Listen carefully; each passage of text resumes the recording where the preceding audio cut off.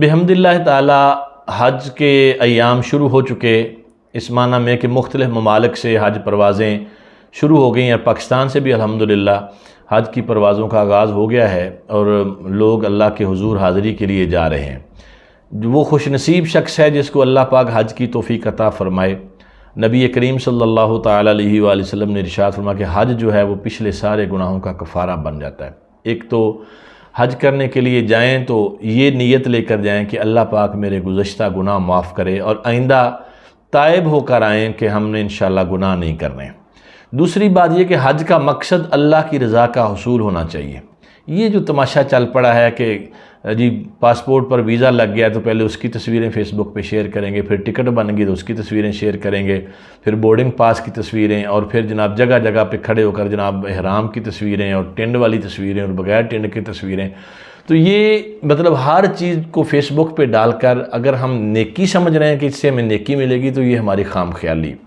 حج ایک ایسی عبادت ہے، آپ 12-15 لاکھ روپیہ بھی لگا کے جا رہے ہیں، وقت بھی گزاریں گے، مشقت بھی برداشت کریں گے،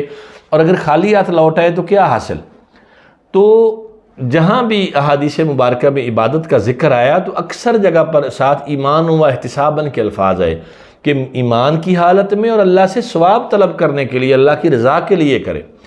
اگر تو حج ہم اللہ کی رضا کے لیے کر رہے ہیں تو اس کے لوگوں کو دکھانا کیوں ضروری ہو گیا کہ جناب اب ہم جا رہے ہیں، اب ہم آ رہے ہیں، اب یہ پھولوں کے ہار والی تصویریں اور بغیر ہار والی تصویریں فیس بک پہ جناب ایئرپورٹ جاتے ہوئے اور آتے ہوئے اور نکلتے ہوئے، یہ کیا مطلب ہم نے بنا؟ اور پھر یہ تو یہاں تک چلو اور بات تھی،